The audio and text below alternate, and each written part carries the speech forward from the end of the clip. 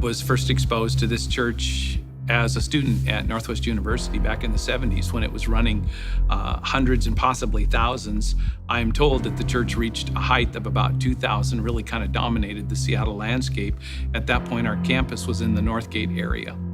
And then I was invited to come and serve as pastor in 1995. The church was only running about 350 at that point. It had declined due to internal conflict, leadership stress, a variety of things. The buildings were dilapidated and it just continued to decline. We grew a couple of years and then we went down. Over the next 5 years and kind of bottomed out at about 150, 175 people. And it was very discouraging. When I came on, our lead pastor, Don Ross, was leading the church through the decision to sell that campus and move.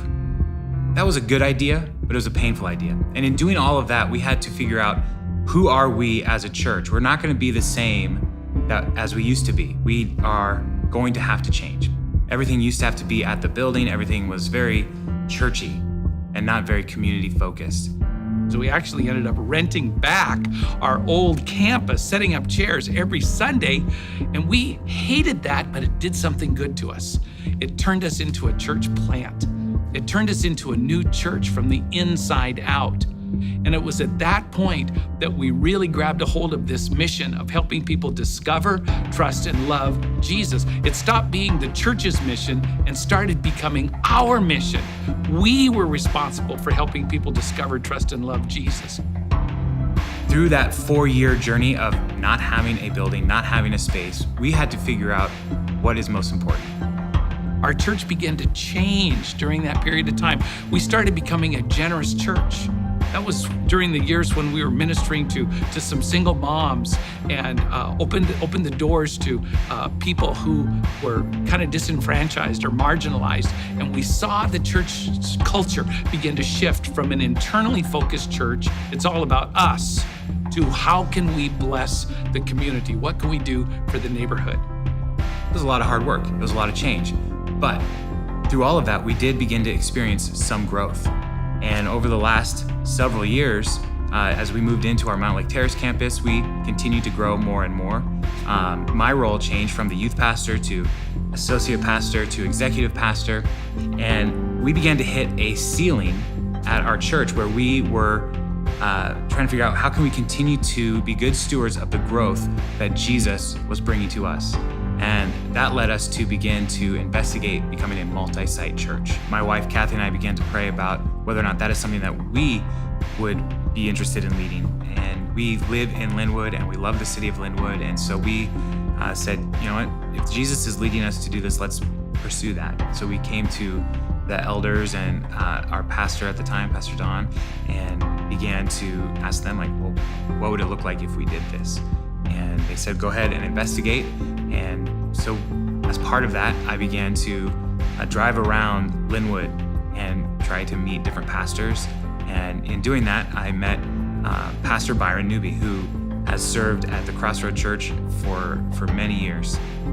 I came to Lynnwood in 1976 to pastor a church called Chapel of Peace Community Church.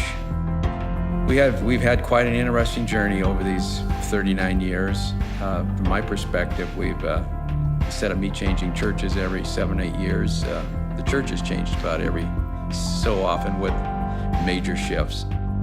A few months before I met Jason, I had a conversation with Michael Forney, who actually came to me for another reason. He wanted to do a project for helping pastors retire and making transitions for churches. And so he shifted gears, and as we talked, he kind of threw out 3 options. He says, you know, the worst option would be for you to leave the church at this point, but for you to turn this church around is going to take a lot of time and energy. Do you think you have that?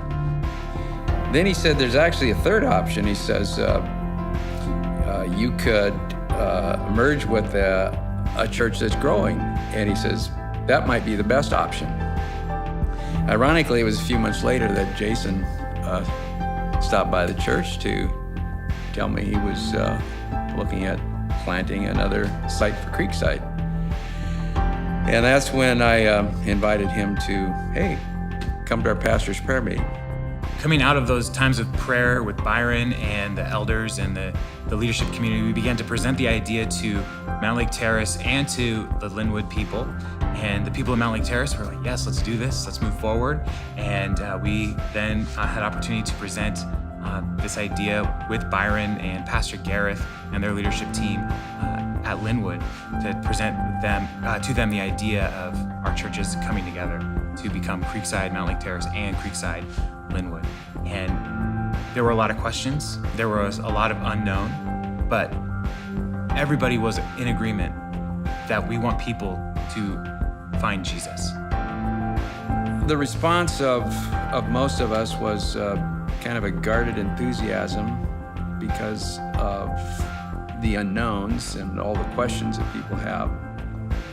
What's been really encouraging is to see people from the Lynnwood campus and the Mount Lake Terrace campus serving together right now, preparing to serve a new community and a new chapter of Creekside Church. And that new chapter is yet to be written, but it is going to be an exciting time for our church where we are seeing brand new people over and over again meet Jesus. In the merger, the lower level is getting finished, and I'm very excited about the vision we had for that. And I'm excited that I get to see it done, get to see it finished. The church is not meant to just be one place, bigger and bigger and bigger, but to multiply over and over again, to engage the mission of helping people discover, trust, and love Jesus, to engage the community that surrounds the church, to engage. That's what we're called to do. That's what we're going to do. So I'm really excited for this next chapter and seeing where Jesus leads us.